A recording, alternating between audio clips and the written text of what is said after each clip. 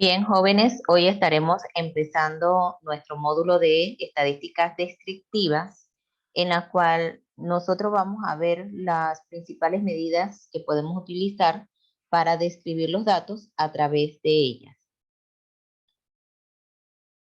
Bien, es importante recordar, enfatizar en que la estadística como ciencia se encarga de la recolección, procesamiento y análisis de datos para la toma de decisiones.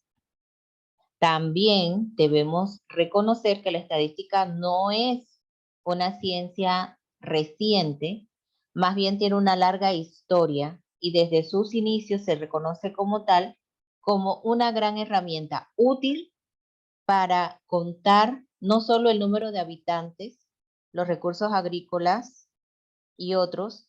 Sin embargo, con el paso del tiempo, más que ser una rama de la matemática, como inicialmente se le reconocía para contar los recursos con que contaban los estados y también para elaborar tablas y gráficas en el caso del campo de la salud, para registrar enfermos, registrar nacimientos, para registrar la mortalidad, pues en la actualidad se desarrollan métodos y modelos estadísticos con diferentes propósitos. O sea, es decir, que se ha ido desarrollando mucho más y su campo de acción es mucho más amplio que en hace muchos años atrás. La metodología estadística, por su parte, también está muy relacionada con la metodología de la investigación científica que ya vieron en el módulo anterior.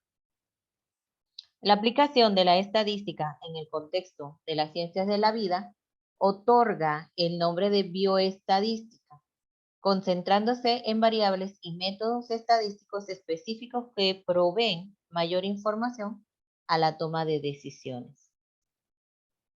Aquí tenemos que ver, recordar o afianzar que el insumo, vamos a decirlo así, que el insumo principal de la estadística es el dato. El conjunto de datos que van a estar definidos a través de las variables, que no son más que las características que se observan o se miden sobre un elemento o una unidad de estudio.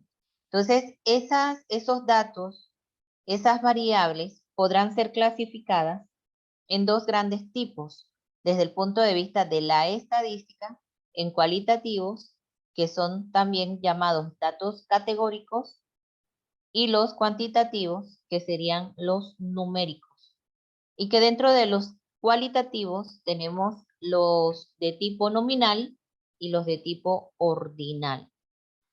Es importante tener esto en cuenta al momento de realizar los análisis descriptivos, porque dependiendo de cómo sea la variable, entonces asimismo deberemos aplicar las técnicas descriptivas correspondientes. En los cuantitativos, por ejemplo, tenemos que los podemos clasificar en los datos discretos que corresponden al conteo de categorías de interés. Ejemplo, corresponden al conjunto de los números naturales, como es el caso del número de hijos, el número de enfermos, el número de personas que pertenecen a una categoría en particular. Ejemplo, los que estudian biología. Si observamos en estas características, la variable, el dato en sí, va a pertenecer al conjunto de los números naturales, no puede perdón, es un valor numérico que va a ser una cantidad entera, disculpe, una cantidad entera. Entonces, en el caso de número de hijos, por ejemplo, no se van a tener como respuesta 1.5 hijos, 1.8 hijos en una persona. La persona va a responder que tiene 0 hijos, 1, 2, 3, etcétera. Cantidades enteras. Y en el caso de las cuantitativas continuas, se relaciona con mediciones. Y estos son expresados en decimal, pueden ser expresados en decimales o fracciones. Y lo que nos dicen las características que son de tipo continuo, es que entre dos mediciones pueden haber infinitas mediciones que caen dentro del rango de esas dos. Por lo tanto, estas son mediciones que van a corresponder al conjunto de los números reales, y eso hay que tenerlo en cuenta. Ejemplos de ellas, las distancias en kilómetros, que nosotros podemos tener una distancia en kilómetros de 1.65889 kilómetros, o podemos tener 1.69.359 y nos vamos por allí. Es decir, que nosotros podemos tener infinitas mediciones dentro de dos cantidades, ¿verdad? Igualmente la temperatura, que podemos expresar también en forma de decimales o en forma fraccional. Los datos entonces, como decíamos, es el insumo principal de la estadística y son los que nosotros vamos a utilizar para poder describir un fenómeno, un hecho o las unidades que estemos estudiando, ¿no? Otra cosa importante es, y que de seguro ya vieron, sobre las variables aleatorias, pues por lo general utilizamos la X o la Y en mayúscula para representar variable aleatoria y en minúscula la X, la Y o la Z para representar el valor que corresponde a esa variable aleatoria. Es una cuestión de notación y puede cambiar de acuerdo al docente, al autor del libro, al facilitador, que podrá tener alguna preferencia por alguna de las letras de estas que señalamos aquí. Entonces, nosotros hablaremos de la variable aleatoria, aquella variable que está relacionada con el azar, de la cual nosotros no podemos predeterminar qué resultado o qué respuesta vamos a obtener en una de las mediciones o de las observaciones que estemos haciendo. Así que podemos tener variables aleatorias discretas que van a proceder del conteo de las características de interés y las variables aleatorias continuas, como decíamos hace un rato, que son mediciones que podemos generar y que previamente hayamos definido cómo se hará la medición e inclusive con qué instrumento se va a hacer la medición y que al registrarlo pues va a corresponder a una medida que va a pertenecer al conjunto de los números reales. Por lo tanto, fíjense, debemos tener la variable que es una característica, vamos a tener datos y vamos a tener variable aleatoria, ya cuando esta es una variable que depende del azar. También tenemos que recordar sobre el tema de las escalas de mediciones o las escalas de medidas. Tenemos que el orden de relevancia en el campo de la estadística está determinada por esto. Todas son importantes, hago hincapié en esto, todas son importantes. Sin embargo, para efectos del análisis estadístico hay diferencia. La categoría, la escala de menor nivel es la de tipo nominal, en donde las respuestas que obtenemos al hacer una pregunta o al hacer una observación en una unidad va a corresponder a un nombre, ejemplo, el nombre de una especie o el nombre de una enfermedad o el nombre de una provincia. Es decir, que va a corresponder a una cualidad de la unidad que estemos observando. Ejemplo también muy común, sexo, ¿verdad? El siguiente nivel en cuanto a las escalas es la ordinal. Esta es una categoría que expresa orden por sí misma. Y un ejemplo muy usual en mediciones es el uso de la escala Likert, cuando establecemos un orden de dolor o un orden de un nivel de satisfacción o un nivel de importancia sobre lo que estemos observando, ¿no? Entonces, una variable también común de este tipo es el nivel educativo. Cuando nosotros hablamos del nivel de educación de una persona, para referirnos a la educación formal, ejemplo, primaria, secundaria, universidad, postuniversidad. Y después de la escala ordinal, tendríamos la escala de intervalo, que es una escala que el ejemplo típico está relacionado con la medición de la temperatura. Y la mejor definición de una escala de intervalo es que tiene un cero que no es real, es un cero arbitrario y que está determinada por vamos a decir, en este caso, por una definición que se hizo para poder hacer la medición de la temperatura. Y que en este caso se compara, por ejemplo, los grados en Fahrenheit y Celsius. El cero, como lo vemos acá, en una de las mediciones de las unidades de medida o de la medición de la temperatura, el cero lo vemos aquí arriba, mientras que en la otra escala de medida de la temperatura está por acá abajo. Y eso también nos lleva a tener en cuenta que el hecho de que tengamos un cero no significa que este cero signifique ausencia de la temperatura, sino que simplemente es un punto en esta escala para referirse a los grados de temperatura que se están observando. Entonces, es muy útil, por ejemplo, cuando se están evaluando crecimientos, incrementos a partir de un punto que establece el investigador. La escala de razón es la escala de medida de mayor nivel desde el punto de vista estadístico, sobre todo para poder aplicar una gran cantidad y variedad de técnicas estadísticas. Permite pues hacer una explotación mucho mayor de los datos para poder generar mucha más información, describir con una gama de medidas estadísticas que nosotros podemos aplicar allí. De manera tal que,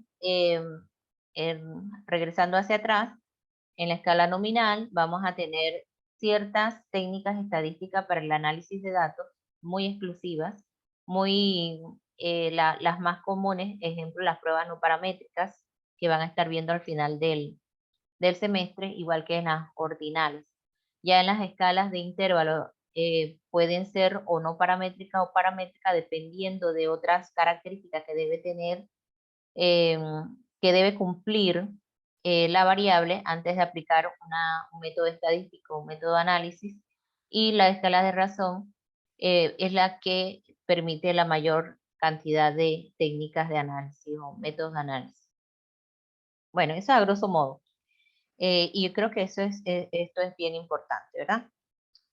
A manera de resumen también, recordar los conceptos de población, que se va a referir al conjunto de todas las unidades que interesan estudiar, y que cuando se estudian todas, las que se hayan delimitado como en la definición de la población de estudio, que ha sido previamente delimitada, y si esta población es estudiada todas sus unidades, entonces estaríamos diciendo que hemos realizado un censo en esa población. Y los censos nos originan unas estadísticas que se conocen como parámetros. En el caso de estudiar solo una parte de la población, estamos hablando de la muestra. Y esa muestra es seleccionada de la población mediante técnicas de muestreo. Allí ese es todo un tema, hablar sobre los muestreos, que dicho sea de paso, pueden ser de tipos probabilísticos y de tipos no probabilísticos, y tiene toda una teoría. En el caso de las muestras, las estadísticas que se originan de ellas se conocerán como estimaciones. Entonces, otro aspecto importante que vemos acá en esta diapositiva es que la población, la delimitación de la población puede considerar la misma característica en sí a estudiar que la define el lugar en donde se está haciendo el estudio y el tiempo. Ejemplo, si mi población de estudio son los árboles, pero no son cualquier árbol, no todos los árboles, sino que serían todos los árboles plantados cerca de la ribera de tal lugar. El lugar donde se está recogiendo los datos, se está haciendo el estudio y el periodo de tiempo, si es en época seca, época lluviosa, en un mes, en un año, en 5 años, etcétera. Estas definiciones de las poblaciones son muy importantes para poder hacer una buena interpretación de los resultados cuando los obtengamos. Bien, acá, bueno, lo que hacemos es resaltar la relación, enfatizamos aquí la relación que existe entre el concepto de población muestra, muestreo, parámetros de estimación, es decir, aquí integramos todo. Suponiendo que este círculo de aquí representa al conjunto de unidades que hemos definido como la población de acuerdo a la característica de interés, lugar y periodo de tiempo, y si se realiza un censo a todas las unidades, ese censo nos va a originar como estadísticas los parámetros. Generalmente no estudiamos a toda la población. Generalmente no realizamos un censo. Muy pocas veces realizamos un censo a menos que hayamos definido una población pequeña. Así que lo que nosotros usualmente hacemos es muestreo. Seleccionamos una parte de un subconjunto de unidades de esta población mediante las técnicas de muestreo, como les decía hace un rato, pueden ser probabilísticas o pueden ser no probabilísticas, y eso lo va a determinar el investigador de acuerdo a sus objetivos, el alcance, etcétera, de la investigación. Y las unidades que se seleccionan de la población es lo que se conoce como muestra y que representa la cantidad de casos que han sido seleccionados de esa población. Las muestras nos originan las estadísticas conocidas como estimaciones y que se calculan mediante estimadores de los parámetros poblacionales. Y eso es importante. Otra cosa importante en este aspecto es que debemos procurar hacer una buena selección de la muestra considerando los métodos estadísticos en esa selección. Nosotros escuchamos con mucha frecuencia el término representativo.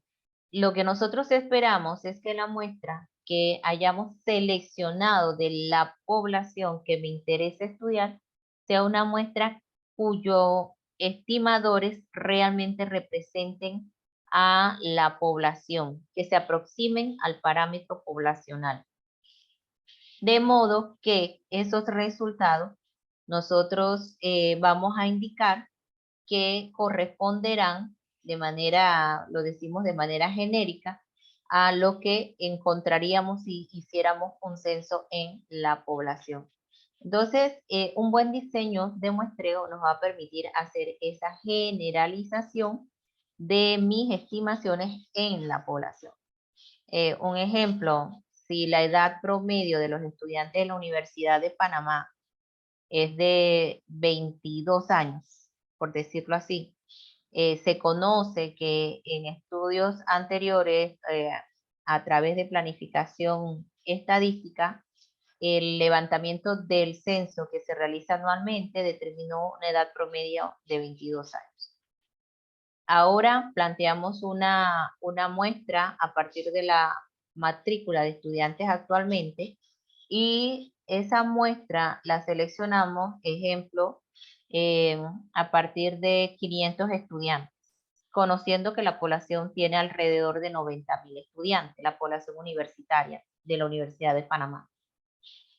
Con 500 estudiantes, nosotros esperaríamos que la media de la muestra se aproxime a los 22 años, en este caso de la variable edad, que se conoce de censos previos. Así que eso es lo que nosotros diríamos que podría estar relacionado con la representatividad esperada, que realmente esta muestra, si me da un resultado de 23 años, yo puedo decir sí, se aproxima bastante a lo esperado, ¿no? Pero otra cosa importante, este valor poblacional en muchos casos no se conoce.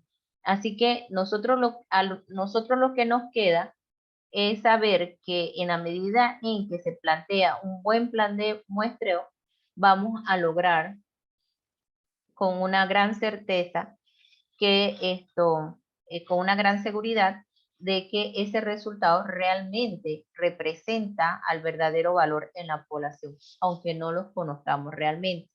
Pero sí sabemos que un buen desarrollo de un plan de muestreo nos va a llevar a eso.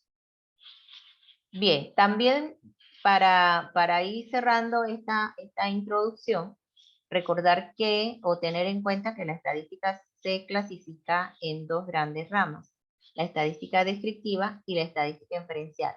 La primera describe el conjunto de datos y la segunda trata o intenta hacer esa generalización a partir de la muestra a la población, ¿sí? Eso se va a realizar, esa generalización de las estadísticas obtenidas en la muestra hacia la población de estudio de la cual procede la muestra mediante el uso de las distribuciones de probabilidades. Así que vamos a tener datos, vamos a tener distribuciones de probabilidades y finalmente vamos a tener la toma de decisiones. Bien, hacemos una pausa aquí.